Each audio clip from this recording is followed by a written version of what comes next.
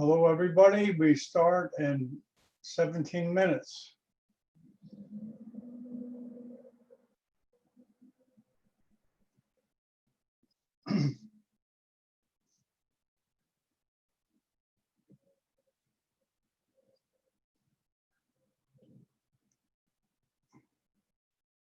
How'd you guys hear about it?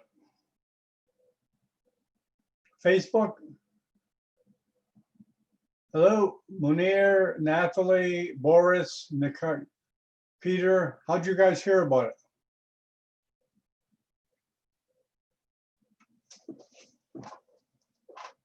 Hello, is anybody there? Could you please answer? Unmute and answer.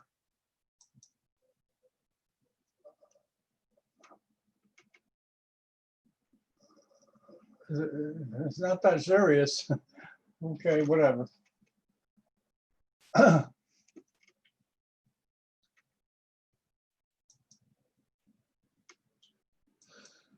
I got the.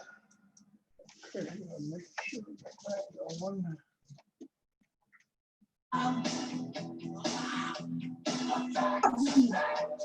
Hello? Is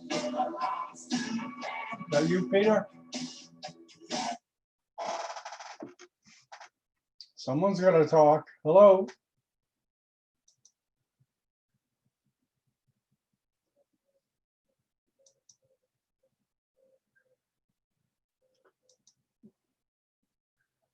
Okay. That sounds okay. Okay, Natalie, thank you. ¿Querías que spinach?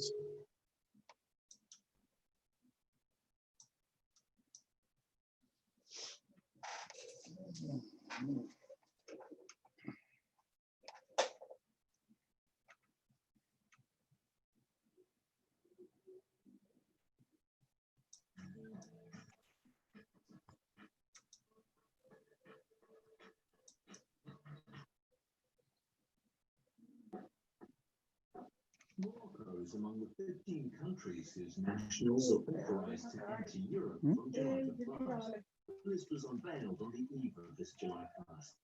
Besides Morocco, it includes Algeria, Australia, Canada, Georgia, Japan, Montenegro, New Zealand, Rwanda, Serbia, South Korea, Thailand, Tunisia, Uruguay, Korean and Egypt. China on condition of reciprocity.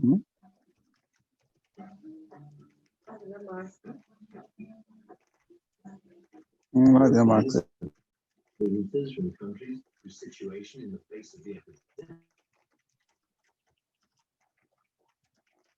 The rate of new COVID-19 cases does not exceed 16 per 100,000 people in the past 14 days. This is the case in Morocco, and in particular in Rabat Saleh, which you can see here in this image. Morocco.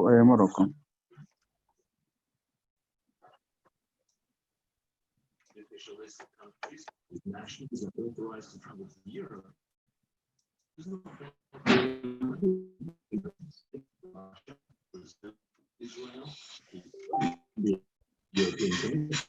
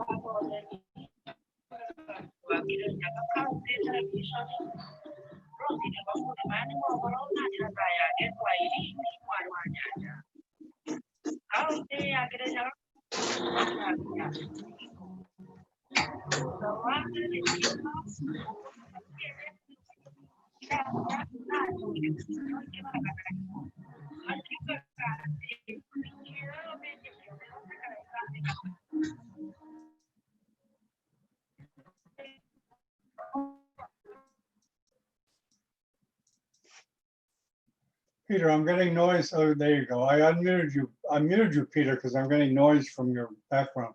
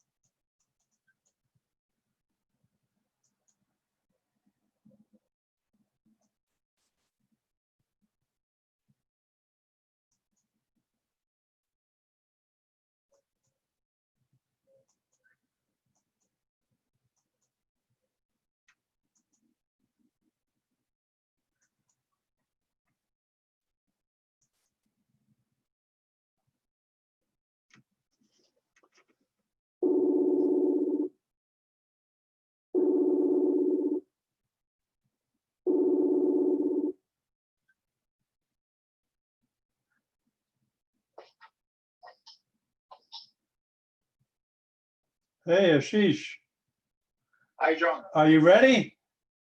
Yes, I'm ready. I'll just join you in 5 Oh, minutes. okay, okay. I just want to make sure you didn't forget. No. I'm on. Okay.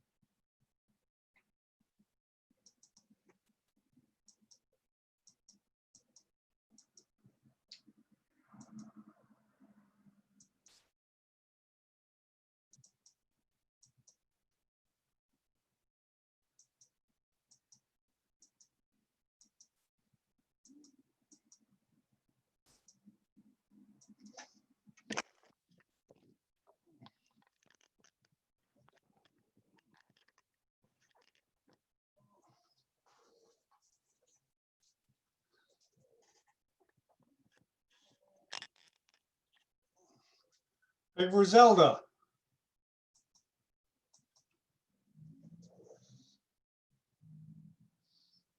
Buenos dias, Griselda.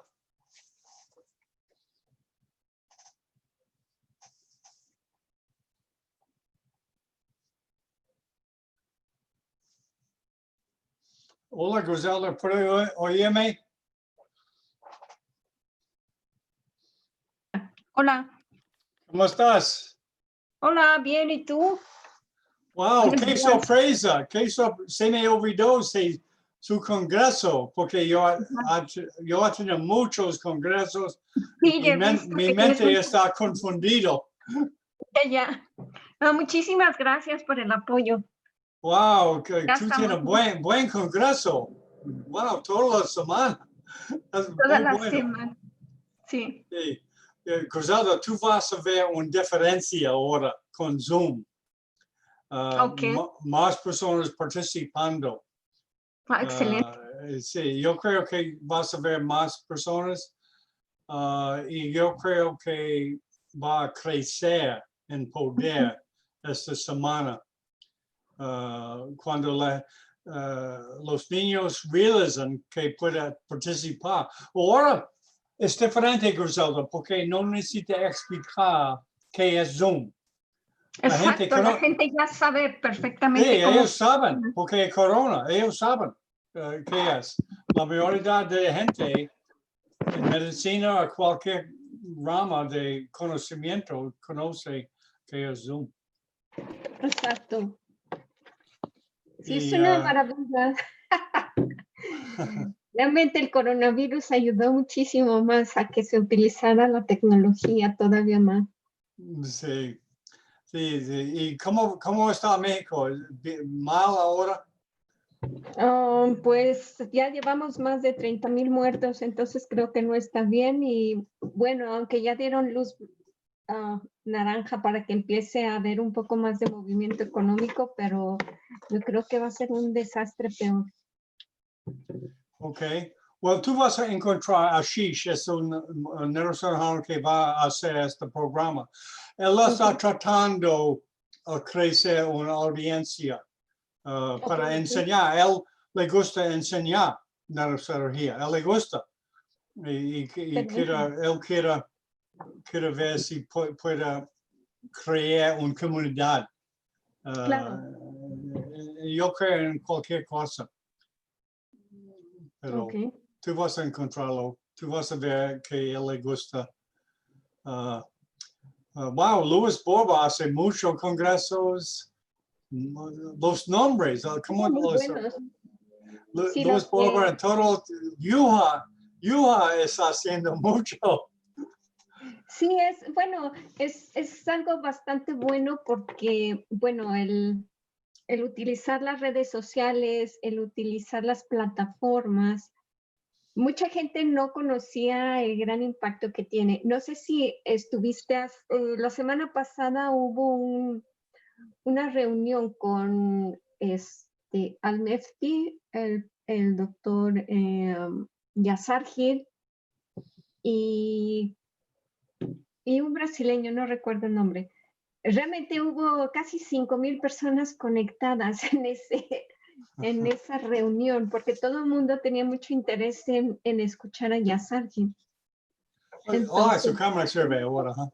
Tú Y estás en la muchos de casa. ellos, pues, sí, muchos de ellos ya han empezado a ver el poder de las plataformas, porque antes era muy difícil que muchos de estos profesores vieran la flexibilidad que te da el poderte conectar a través del Internet. Muchos de ellos eran muy renuentes a dar un poco más de espacio o hacer un poco más abiertas estas conferencias a la gente que no se inscribía a un congreso presencial. Los congresos presenciales son caros, implican que hay que moverse de un país a otro, muchas cosas que normalmente Sí, no no, toda la gente tiene el acceso. Y ahora algo que lo facilita también, bueno, es la plataforma, es el Internet, la comunicación rápida y el hecho también de que los residentes y los estudiantes puedan tener acceso a toda esta información de educación es maravilloso. sí, con los neurocirujanos muy bueno para enseñar.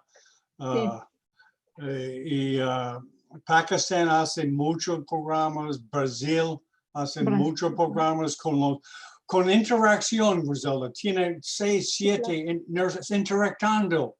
Es valioso para tener 6, 7, solamente para escucharlo, escuchar. Exacto, y esas discusiones son las más importantes porque ahí es donde uno aprende más sobre el criterio. Y sabes que tenemos una ventaja ahora, porque muchos de las sociedades y grupos, ellos pueden hacer uno, pero para poner un congreso que tú has hecho, ellos no saben esto, pero tenemos una experiencia para poner una conferencia en línea. Yo estoy feliz para tener oportunidad para mostrar su conferencia de una semana, para mostrar, hey, es más que un día, pero es una conferencia normal. Claro. Claro, por supuesto, ¿no? Y nosotros te agradecemos muchísimo que nos apoyes para esto, porque si no es, vaya, no mucha gente tiene esa experiencia que tú ya llevas de casi 5 o 6 años trabajando con este tipo de plataformas y que nos has permitido realmente llegar a más gente en cuanto a la educación. Y es más que solamente haciendo un Zoom. Sí, puede hacer un Zoom, pero necesita la gente vea. Sí, claro. Necesita prometer. Es diferente. Que la gente participe, exacto. Que esté dispuesta realmente a trabajar, que estén dispuestos realmente a educar. Sí, es diferente, más, mucho más. Wow. Yo mira la fuente para muchos de mis televisiones está de WhatsApp. WhatsApp, la grupo de WhatsApp. ¿Tú conoces WhatsApp? Sí. Oh, Sí, quiere Hello, Rashab. Hola, Rashab. ¿Puede oírme? Oh, no. Hola, Rashab. Hola. Yeah, hi. How you doing? Oh, I forgot. I'm speaking Spanish. But this is Dr. Griselda Ramirez. She is a neurosurgeon from Mexico Okay. that put together that conference that I showed you. I was Yes. showing him your conference. Oh, You're a resident, right? A resident Yes, from yes. India? yes. In Mumbai. Mumbai. He's interested in using this platform to teach in the area that Asheesh is lecturing on, the CVJ junction, right? Yes. Okay. CV junction. Okay, here's Asheesh now. Okay, you get to meet him. You never met Asheesh before, have you? No. Vaguely in a conference maybe, but otherwise no. Yeah, I don't know what you guys can work out if you want, what you want to do, work together, or work separate, you can, whatever, you know. Yeah. Asheesh, are you there? Yes, yes. Can you hear Asheesh, yeah, I'd like you to meet a few people. One of them is Rush Cheda. He's a neurosurgical resident. He's very interested in your area of expertise, Oh, and he great. wants to help you and work with you, whatever. But maybe later you can talk to him, okay? Who is it? Sorry. He's a Hi, sir. This neurosurgical is resident. Go ahead. yeah. Hi, sir. Good evening. This is Dr. Rishabh. I'm a third-year resident in Sion Hospital in Mumbai. Oh, great. Yeah. So actually, I've been contacting John, and we've been speaking about the anatomy and CV junction and the biomechanics about it. So basically, my idea about it was to use this platform as a resident to, educate or maybe just go about how a resident should look towards a CV junction, anatomy, and the biomechanics into it. Basically, so I had spoken to John a long time back. However, it did not work out later on, and I mean, I've gotten busy with my COVID duties. So basically, when I saw it today, I got a ring from John saying that we can work out sometime later if you want to present as a resident Yeah, regarding the we can CV talk. junction. We can talk later. We're going to start now, and I'd like you Yeah, to meet Griselda Ramirez, Dr. Asheesh. She's a neurosurgeon from Mexico City. We're doing a conference, a week-long conference starting tomorrow, online. Say hi, Griselda, to Asheesh.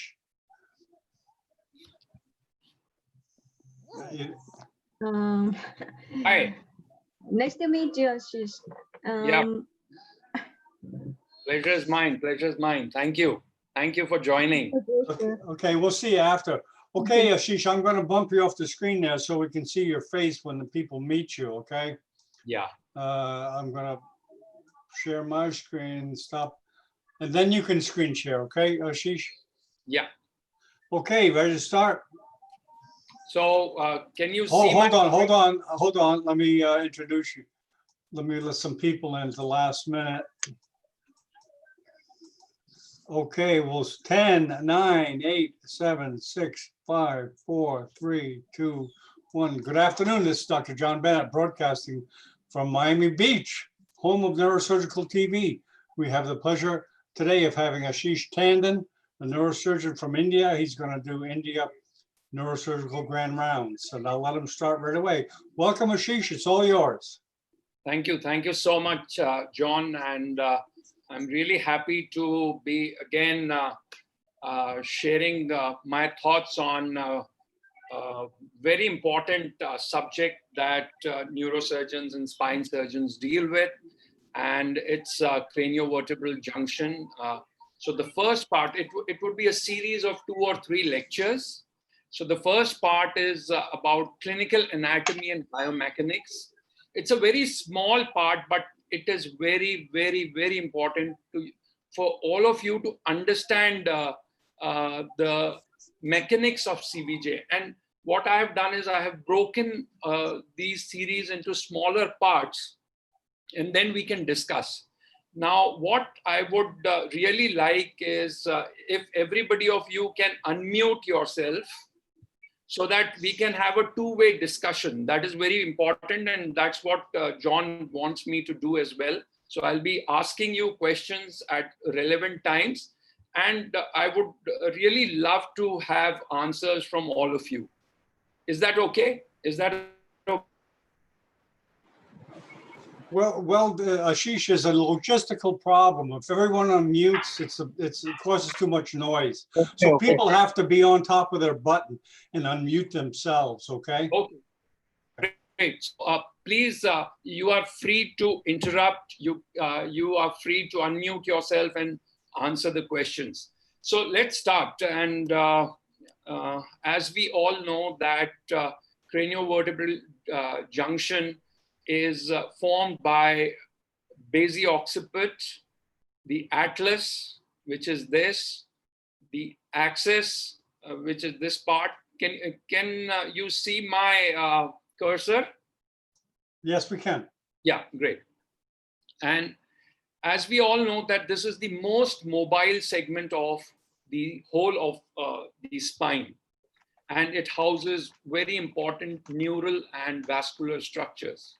So that is why a very good understanding of normal CVJ is important to, understand the pathology and the abnormal anatomy. What I find amongst the students whom I come across is there are a lot of myths and there are misunderstandings about CVJ, which I would try to clear today. Now, the clivus forms the bizion, which is the anterior lip of foramen magnum, and the occipital squama forms the posterior part, which is the opistheon. And then you have the two occipital condyles. Now, today, most of my lecture would be around occipital condyle and C1. So let's first understand OC1. When we talk of CVJ, everybody starts thinking about C1, C2. But first, we need to understand OC1 to understand C1, C2. Now, as I've told, that anterior part of the foramen magnum is formed by the clivus, and bizion means base in Greek, and opistheon means the posterior part. So base and the posterior part. And that is how we got to the nomenclature. Now, please understand that OC1 is a cup and saucer type of a joint. So it's like a cup and saucer. So the occipital condyle is coming and you have the C1, fine? And it has a very loose, roomy joint capsule. There are just two main important ligament attachments, anterior and posterior atlanto-occipital membrane. So my first question is, and it is open to all, that why is OC1 such a stable joint? When there are only few ligaments, just one or two, rather in C1, C2, you have so many ligaments holding the C1, C2. So then why is OC1 such a stable joint? Does anybody want to take this question? You can just try, give any answer that you wish. Because area is of joint is large, that may be the cause. So if the area is large, you mean to say that it will be a stable joint? No. Okay. Is it because of the cup and saucer type of the joint? It has a restricted mobility compared to the Atlanto-axial joint? No, but the maximum flexion and extension happens at OC1. So Yeah. 25, 30 degrees of flexion extension. There's so much of movement. There's no flexion extension in C1, C2, almost nil. True. So we can't say that there is restricted movement. There is a lot of movement happening at that joint. So what next? Because this occipital membrane is a continuation of anterior longitudinal ligament, which is considered to be a strong ligament. Okay, yes. That still- leads Yes, yes. that gives the stability to the joint. Okay, it gives a part of the stability to the joint. Agreed. Anyone else? Okay. Now the second question is movements allowed. Okay. So the movement that OC1 allows is flexion extension, very limited rotation and lateral flexion, almost nil. Fine. Now the third question is, what's the percentage of occipito-cervical dislocation in cervical trauma? Who would want to answer this? Just give a random figure, you don't need to be absolutely correct or specific. Just give me a random number. It's about 25 to 30%, is it? 25 to 30% in the OC1 joint? Or you mean the dislocation? Yeah. Or no, it's way too high. Anybody else?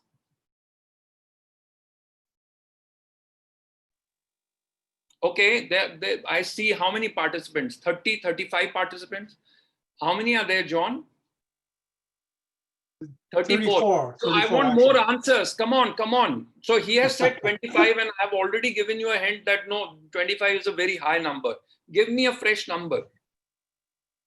Sir, we have written in the chat box actually, less than 10%. Okay, I can't see the chat box. So just answer, just talk to me, okay? Okay, so I'll talk about the percentage. Now, somebody has to take this question. Occipito-cervical dislocation is more common in children or in adults. Anybody? Children. Children, okay, that's great. And why? Large head size compared to the ligaments. Okay, that's one of the reasons. That's a very good reason. Yes, anything else? There's more flexibility in the child's spine. So if there's more flexibility, then the dislocation should be less. Dislocation happens more when the spine is rigid, you can dislocate with even slight trauma. If you're more flexible, then dislocation will happen less. So that goes against the principle. Anybody else? Try. Think. Because size of the head is more than the body in the children. Yeah, he has already mentioned that. But okay, I'll now try to answer these questions. And this is very, very important to understand the whole mechanism of OC1. Okay, so let's see what's happened here. Okay, so this is the OC1 joint. Agreed? Now look here. You have a lot of motion. So the question that there is restricted motion at OC1 is not correct.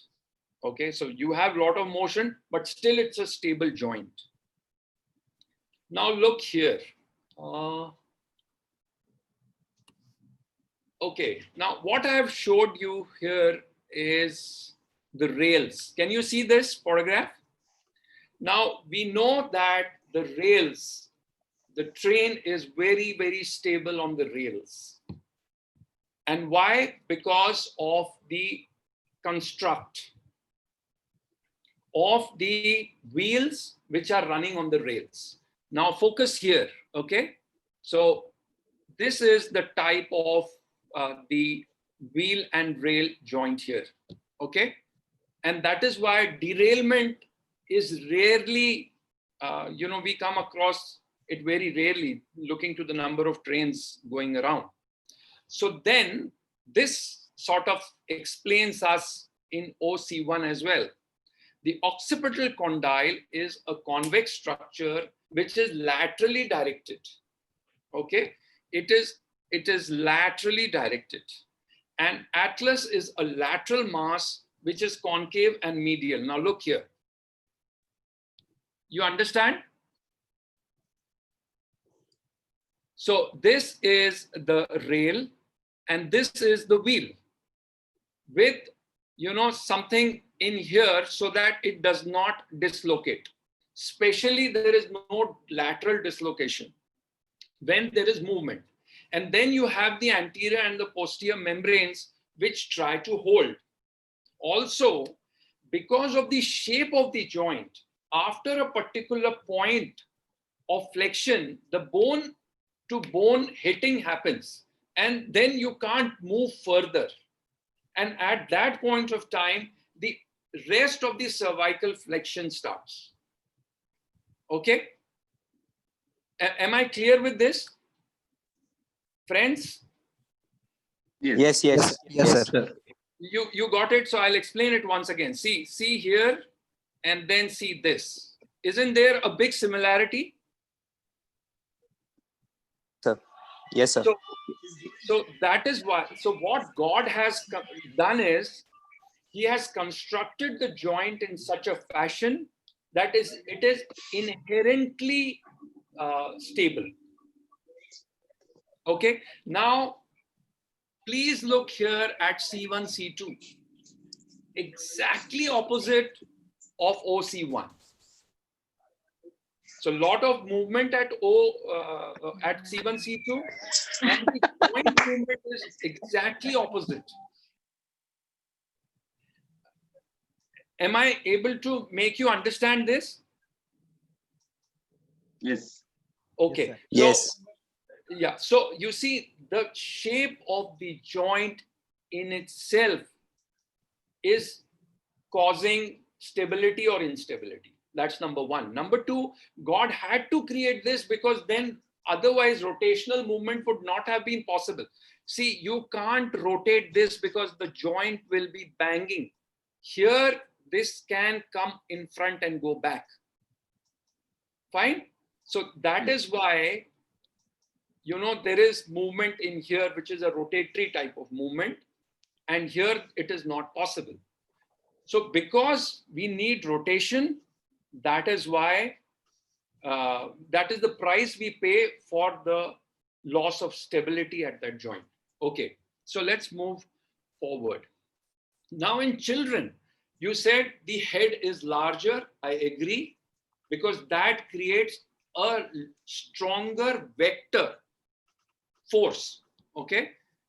But the more important thing is it's a straight joint. The fibrous strength is not consolidated in here at that age. And that is why OC dislocation is more common. It's almost 3 times more common in children than compared to adults. Now look here, even here, this is a photograph I've taken from ISPN, and it's a straight joint. So much higher chance of the dislocation. Okay. Now, I want to focus my attention on OC1 joint and the radiology and understanding of OC1.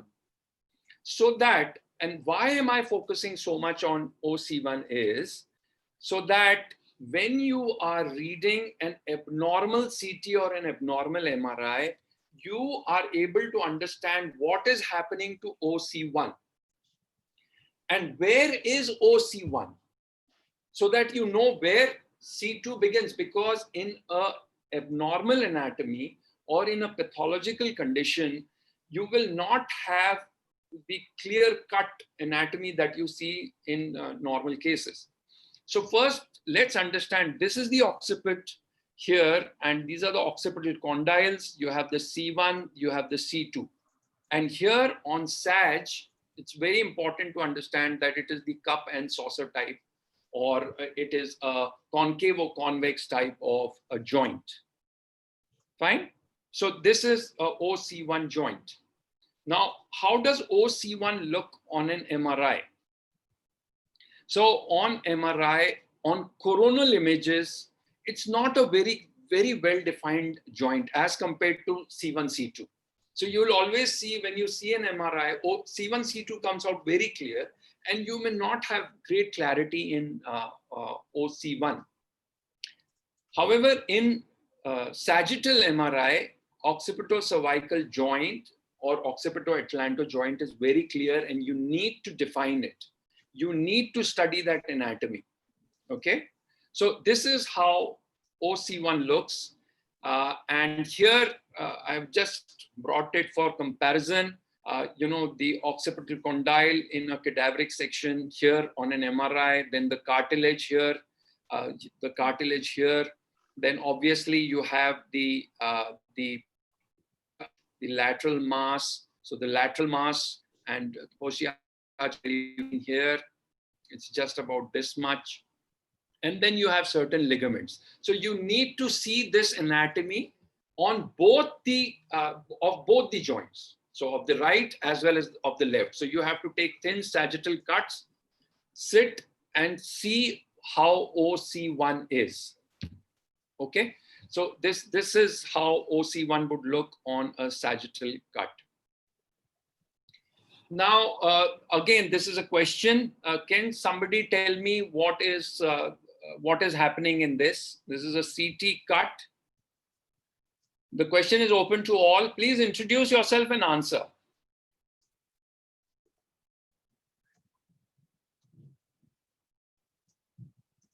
Hello.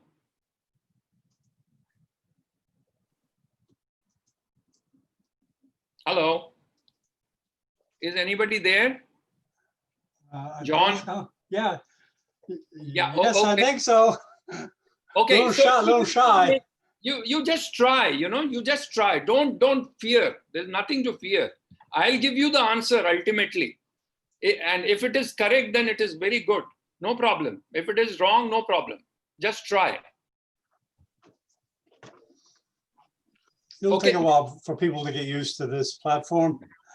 Okay, there's something going on here.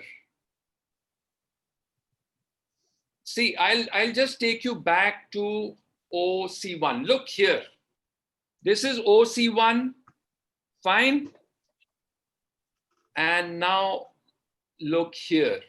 What is the difference? Focus in here. What is the difference?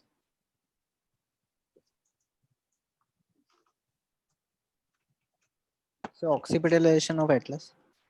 Who has given this answer? So Ninad here. Yeah, hi Ninad. Good evening. Yes, absolutely. But it's an incomplete answer. Which type of occipitalization of atlas do you see?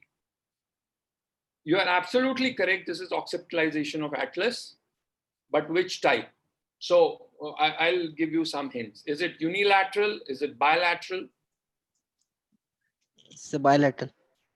Excellent, excellent, excellent. See here, there's fusion going on here and here.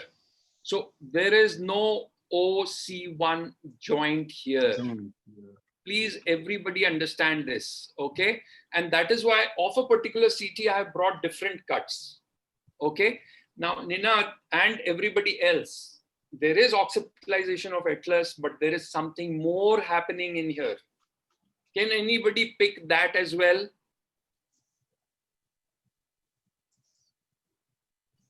So Sir, there is also, yeah. Sir, C2, C3 fusion is also.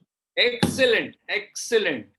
Absolutely perfect. And that is very, very important to pick. Okay. And why, I will just tell you.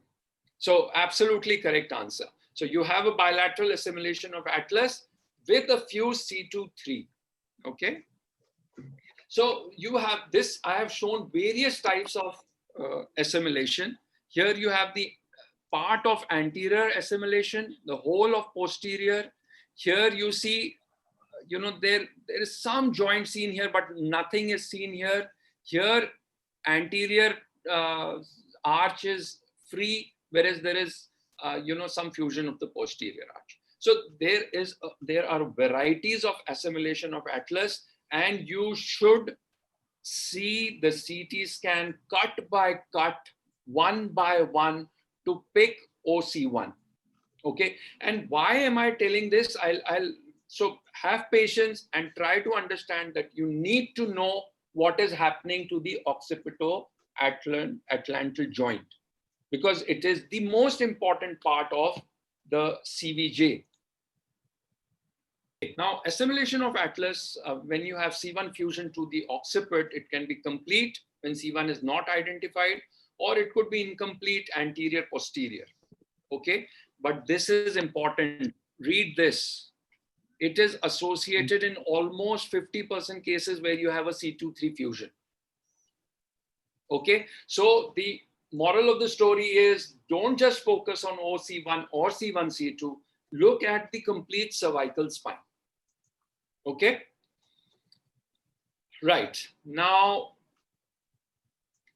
Okay, so here again, this is a bilateral assimilation of the atlas. Okay, there is no joint. You see, this is the occiput coming here, the condyle would be here, and the joints are fused. Similarly here, there are two different cuts, the anterior and posterior wise. And again, here is a lateral assimilation where you don't see the OC1 joint. Okay. Now, what is this? Okay, what is this? Come on, somebody. Take a chance. This is very easy. This is an easier one.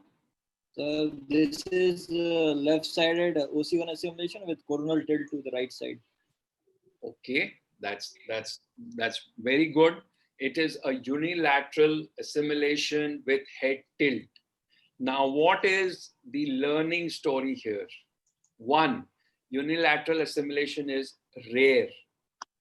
But whenever you have it, there is a very high chance that the patient would present with torticollis. So if you have a short neck with torticollis, you should think about unilateral assimilation of the atlas. Fine. And, understanding this is very important because, you have to put screws in these areas. So you have to know where C1 is starting, where occiput is ending, because the screws are going to go here.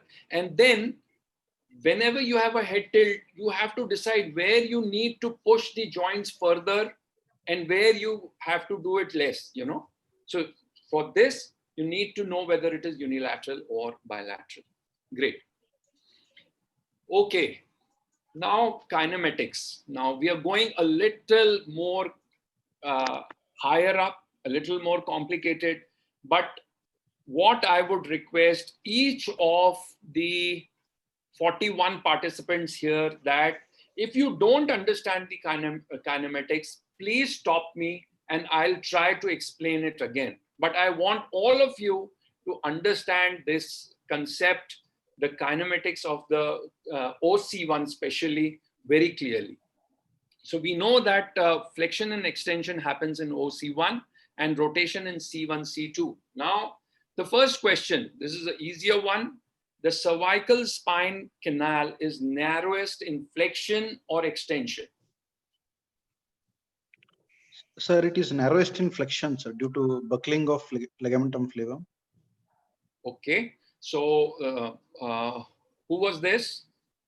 Sir, I am Dr. Mallappa Hoggi, sir. Yeah, hi, Dr. Mallappa. So he says that the cervical spine canal is narrowest in flexion. Anybody who wants to counter this, or everybody agrees? Extension. It's narrowest in extension. Narrowest in extension. Who is this? Kabulo. Oh, hi. So, okay, anybody who would agree with either of the two?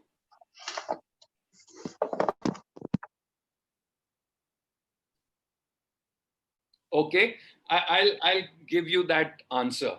Now, in Atlanto-axial dislocation, the cervical canal is narrowest during flexion or extension. Mallappa? Flexion, sir. Yeah, Ninad? Flexion, sir. So it's narrowest during flexion. And Ninad, Yes, sir. what about the cervical spinal canal? Is it narrowest during flexion or extension? Ninad? No, that is not sure, sir. Okay. So I'll answer this. Now, this is very, very, very interesting. Okay. And why you have to understand this. Okay. So the cervical spinal canal is narrowest on extension. Okay. And it is roomiest when you have flexion. Okay. So the canal diameter is much more during flexion than in extension. However, what happens when there is flexion and extension at the craniovertebral junction? Okay. Now, okay, who can tell me what is the normal Atlanto-axial ADI in a normal adult or a normal child? How much is normal? So 3 mm and 5 mm. 3 mm and 5 mm. So Is ADI more in flexion or in extension? ADI will be more in flexion. ADI would be more in flexion, like this. Yes, sir. Yeah, so he is correct. The Atlanto-dental distance is more in flexion and less in extension. That everybody, we all know, okay? Now, but if this is true, then why is the spinal canal narrowest in CBJ area in flexion in atlanto-axial dislocation? So this is the question we need to ask. So in cervical, I'll try to explain it once again. In the lower cervical spine, when you extend, it is narrowest. However, in atlanto-axial dislocation or in normal situation, it is narrowest when you're flexing. So there is a, again, dichotomy. The upper part, it is narrows down, the lower down expands. So how and why? Now, look at this video of a knee joint, okay? Knee joint movement. This is very important for, just watch.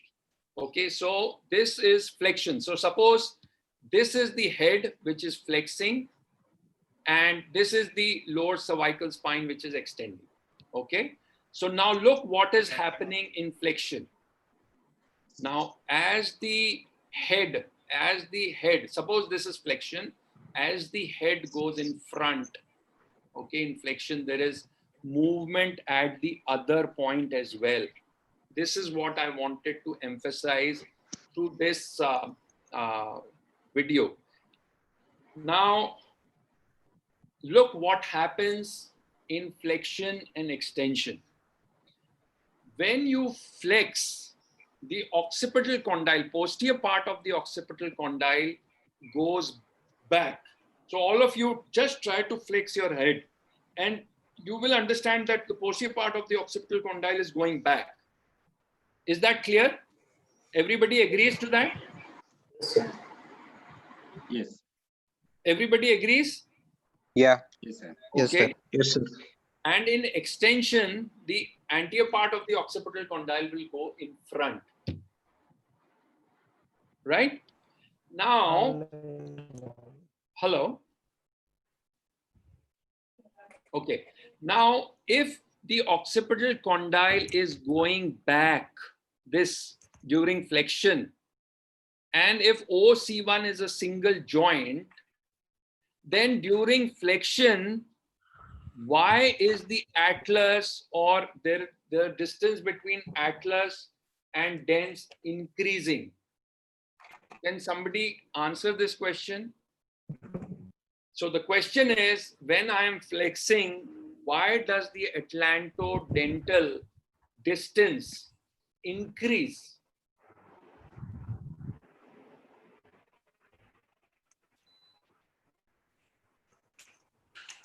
Okay. It's because dense is a stable segment because of the dense is a stable bone because of the ligamentous attachment compared to the I mean when compared to the occipito-cervical joint.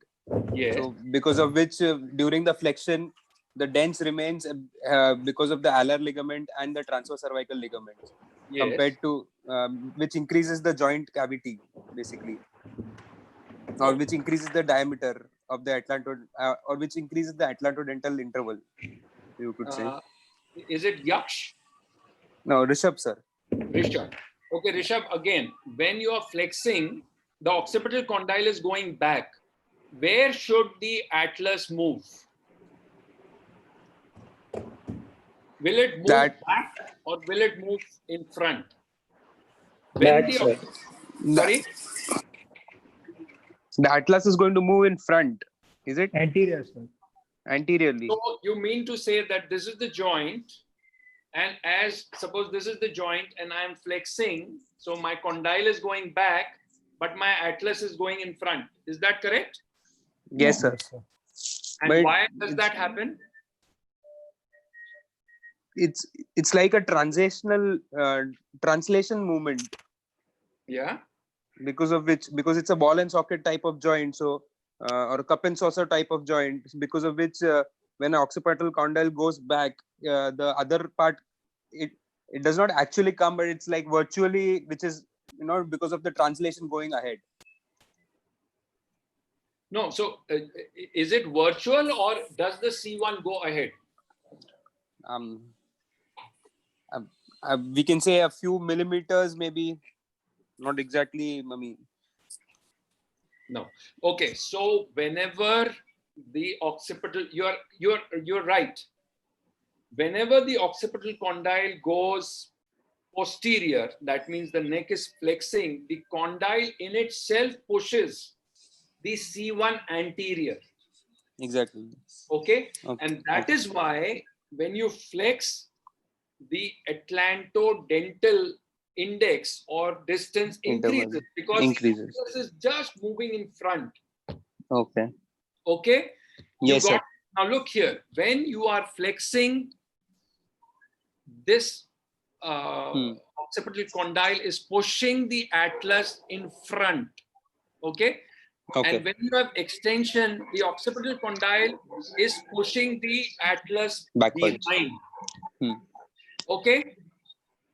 Okay. I hope you have understood this concept.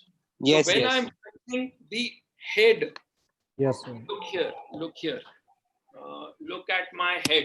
So when I'm flexing, I'm not just flexing, I'm also moving ahead.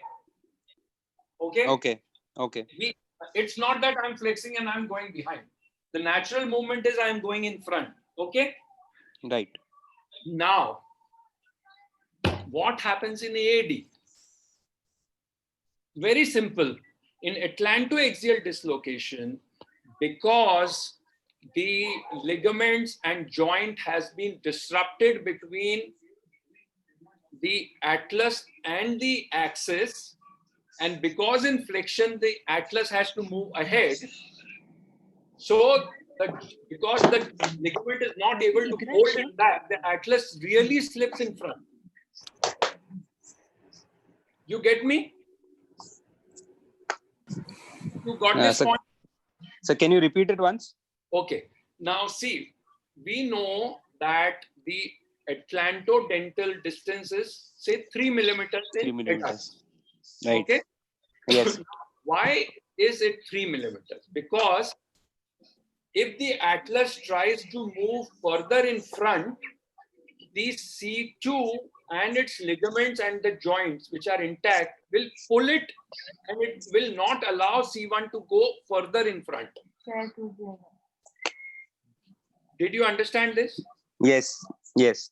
And if the ligaments are strong and if they're holding, then the C1 will go only which the normal variant would allow. But if there is disruption of the C1, C2 and the ligaments are gone, then C1 is free to move ahead. So the concept that I want to bring in here is that in atlanto-axial dislocation, it is not C2 that is moving behind. It is the C1 which is going in front. I hope I have made this clear. Yes, sir. Yes, sir. And Yes. this is a very, very, very important concept to understand, because most of the time the students think the reverse. That, what is atlanto-axial dislocation, sir? The C2 is hitting the spinal cord. The C2 is there. It is not moving because the C3 is holding the C2. You get me? Yes, sir. So it is the C1 that is moving, and when the C1 is moving in front, it is taking the head and the spinal cord with it, and then the dens hits it. Okay? Yes. Yes. You see here, it's so clear. The dens has not moved. The C1 has C1 moves. moved in front. Now look here. Look at this. See, here the C1 posterior arch matches with C2. right? Right. Then when Yes, there's sir. dislocation, what is happening? The C1 has gone in front, the spinal cord is here, and the C2 is hitting the spinal cord. Right. Okay? Right. Yes. Okay, so now again, I'll open this to everybody. If anybody has not understood this whole concept, please ask. Please stop me, ask. Anybody, don't feel shy. Or if you want to clarify something.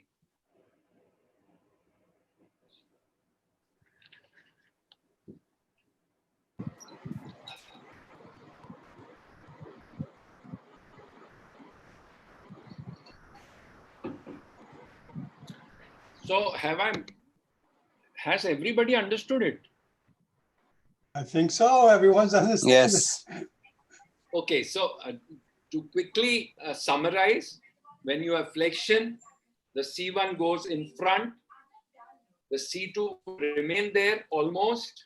In atlanto-axial dislocation, because the atlas is now free to go ahead, there is dislocation and the atlanto-dental distance increases, and posteriorly, the posterior It hits arm hits, and anteriorly the odontoid hits and crushes the cord. Okay.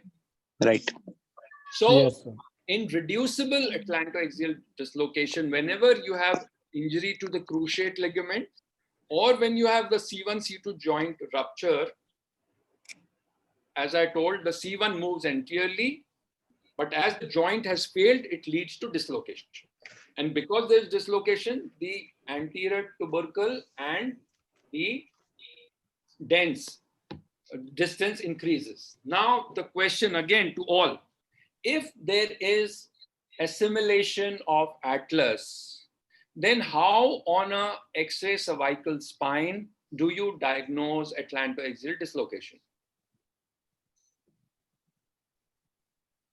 I'll repeat the question. If there is assimilation of atlas, then how do you recognize on a cervical spine X-ray that there is atlanto-axial dislocation?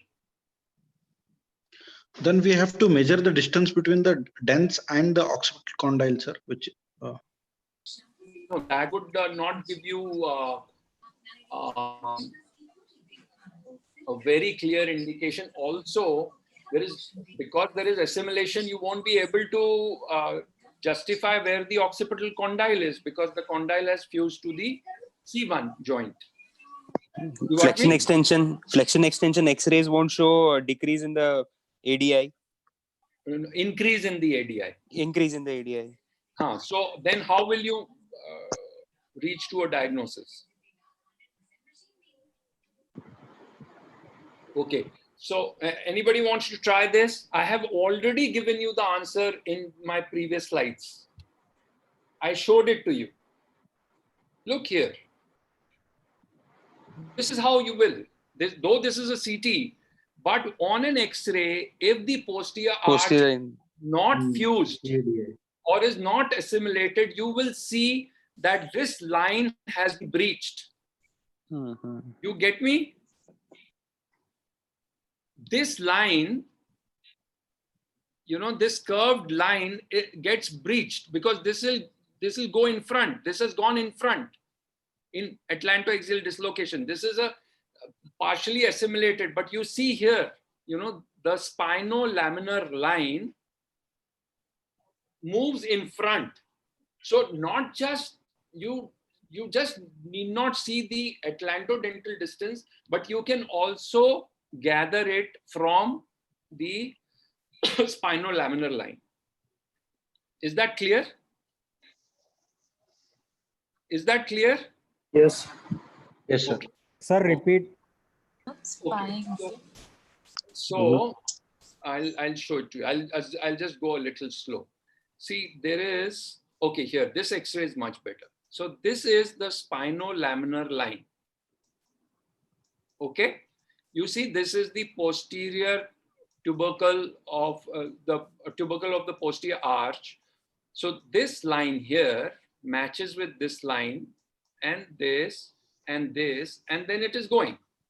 But when you have even in flexion in normal variant, it is almost maintained. However, when you have atlanto-axial dislocation, this spinolaminar line, the posterior tubercle, posterior arch, because it moves in front, this spinolaminar line gets disrupted. So on an X-ray, you will see the disruption. Have you understood this now? No? Yes, sir. You got it? Yes, yes. Yes, Yes, sir. Okay. So just don't believe on this, because assimilation of atlas is very, very common, and don't miss this.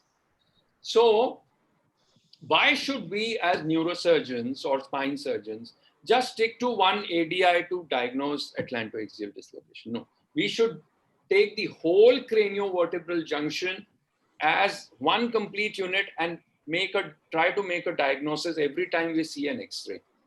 Okay? Okay. Now, this is a C1, C2 joint. I've already discussed, and the C1, C2 joint has plenty of ligaments to support it. Okay? So the C1, C2 will have a lot of ligaments supporting it. Now, what is basilar invagination? What is BI? Can somebody answer? What do you mean by basilar invagination? This is the last slide, I think. Upward migration of the odontoid. Yes. In relation to the clival line. Or okay. Upward migration of odontoid is basilar invagination. Okay. Who has answered this? Rishabh, sir. Rishabh. Okay. Now, anybody else who has something different to say about BI? Or everybody agrees? Proximal migration of dens. Sorry? Proximal migration of dens. Proximal migration of dens. So proximal in the sense anterior, superior, what? No, so proximal superior. Proximal and superior is basilar invagination or migration of dens. Okay, anybody else? Now, who was this? Sir, Dr. Akhilesh. Yeah, hi Akhilesh. Okay, so now, please try and understand this concept which I am telling, and this is perhaps the last slide. Will not take much longer. Now, who is this gentleman? Atlas. Okay, so John has that answer. So That's one thing. I'm not a neurosurgeon, but I do know Atlas. So he is Atlas, and that is why we have the Atlas bone. And he's holding the head, the globe here. Now, can everybody show their respective videos, or even we can't see the videos? I want to watch them. Okay, now Rishabh Yes, is sir. there, and who was the second gentleman? Akhilesh. Okay, now Akhilesh and Rishabh, this question is to you. So suppose I am the Atlas and I am holding the globe here. Okay? Yes. In case my shoulders become weak, what is going to happen? If my shoulders are going to become weaker, what is going to happen? If I'm standing like this, what will happen to the whole structure? There's going to be a prolapse, sir. Of the vertebral column into the skull base. But what is going to happen? You forget about the skull base. I'm just asking about the globe and the man. I am holding the globe like this. Globe will fall. Okay. It is going to come closer. The globe is going to come closer. You got Dense this? is going to come into the spinal canal, sir. Dense is going to come into the spinal canal and cause compression. The As you skull can see in is- the picture also. No. The skull is going to come down and Okay. not the dens going up. Okay. It is a different, ultimately we understand that the distance has decreased, but it is, see, when I'm standing, I can't go against the gravity up. You understand? The C2 is Okay. fixed here. If the C1, C2 joint collapses, becomes vertical, the skull is going to come down. You understand, everybody? Yes, sir. Yes, sir. So if he becomes weak here, the globe is going to come down, and not that his head is going to go up. Yes. You got Okay. this? You got Yes, this yes. concept? Yes. So this Yes, is sir. basilar invagination, and this is what we need to correct. When we are correcting basilar invagination, Put up this we device. don't pull the odontoid down. We push the head up. Right. Right. You got it? Because the Perfect. C2 C3 joint is stable, fused, there is no dislocation at C2-3. If there would have been a disruption of C2-3, we would have understood that C2 is going up. But C2-3 is intact. You understood? Everybody Yes, sir. understood this concept? Yes, sir. Yes, sir. Yes, Yes, yes, sir. yes. Definitely. Today, the biggest two take-home messages for everybody is, one, in Atlanto-axial dislocation, it is the atlas that is moving in front. The odontoid is remaining there. Remaining there. Yeah. And in basilar invagination, the skull is coming down Okay. because the weight of the skull is there. There is no weight here. Until unless I push the person from down, only then the odontoid is going to go up. It's pure physics and mechanics. I hope I've made this clear. Yes, sir. Definitely, sir. Okay? Definitely. And Yes. see, you need to understand all this to, treat the disease.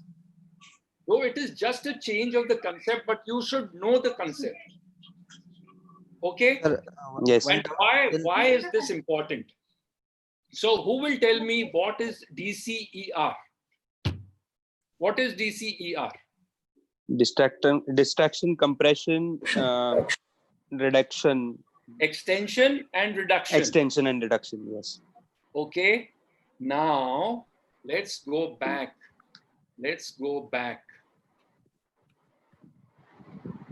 So when I am, first is distraction. So when I am distracting, The C1, C2. here the atlas and skull are going up.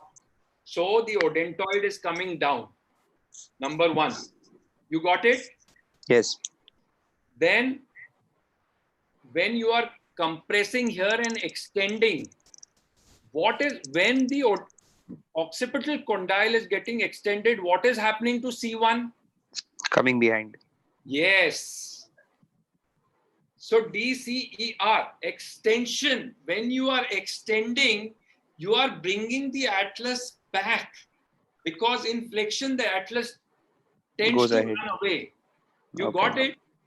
Yes. So that is why you have DCER, joint jamming, because this lecture is thanks to Ninad, who pushed me to get this for all of you.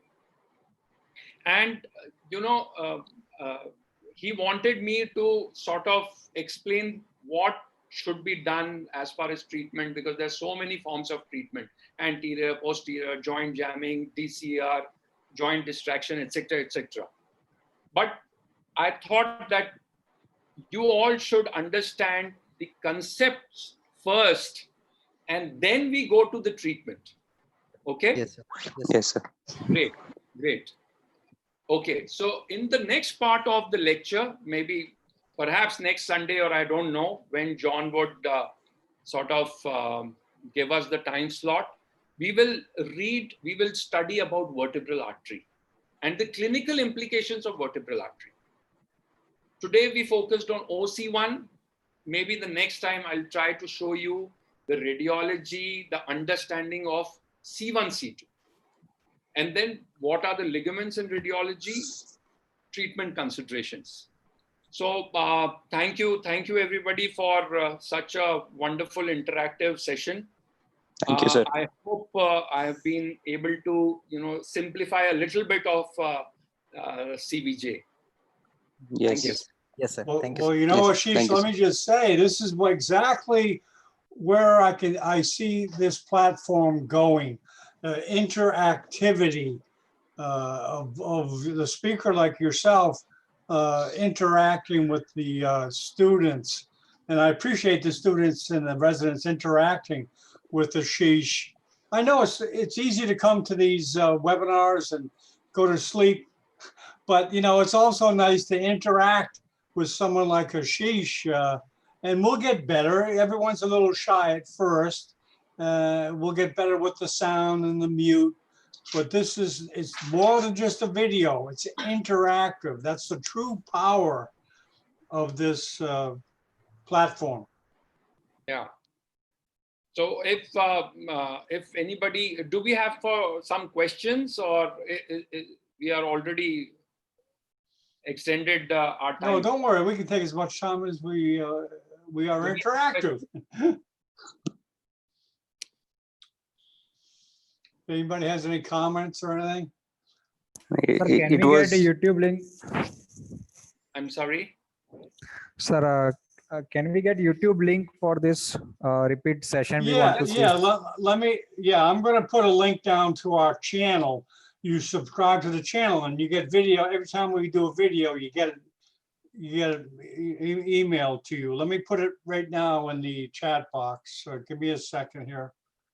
Okay, thank you. There are some, I have some questions since it's a cup and saucer time because of LR ligament.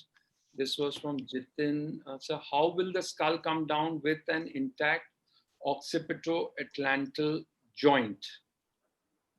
Okay, so how will the skull come down? As I have already told you that, if it is basically the C1, C2 joint, that sort of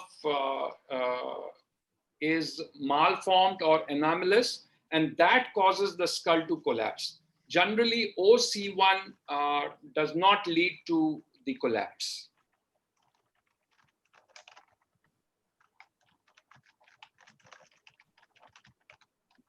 Okay, is that all, or are there any more questions? No, okay. Yeah, I'm putting the YouTube channel there for anyone that wants to see this video or any video that we televise in the future. Great. I would like to thank Dr. Asheesh, sir.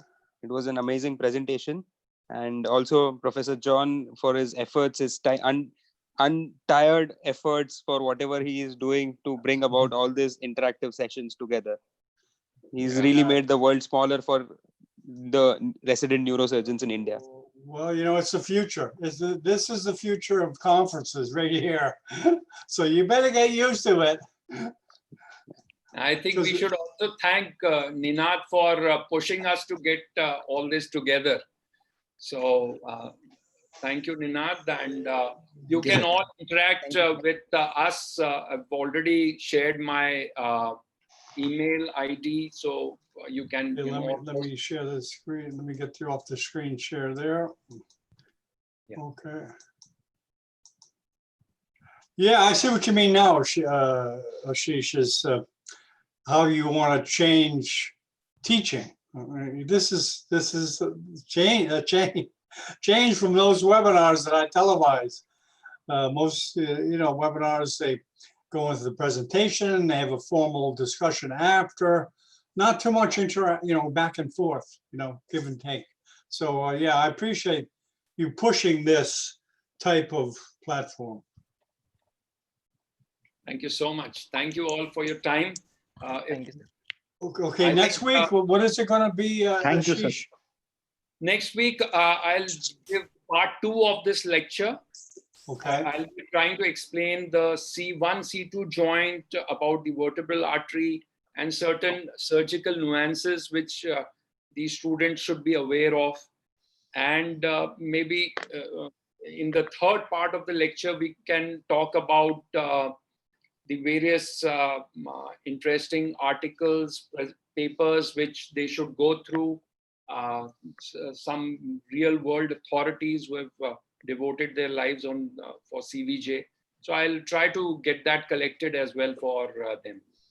Okay. Can we have your email ID, Dr. Asheesh, sir, if in case to contact You or could, yeah, you can communicate? put it in the, you see the Chat box. chat, Asheesh, the chat box there, you can put Yeah, it I'm there doing if you want.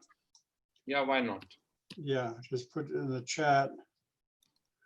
Doctor, there you go. You see it? Yeah. Yeah. Thank you very much. Thank you, sir. Yeah, I think the audience will grow. Because it's definitely different. So I thank all of you for coming, and I'm going to sign off. Officially, I'm going to stay on, but I'm going to sign off. So thank you very much. Thank you. Thank you so much, John. Okay, so that we've ended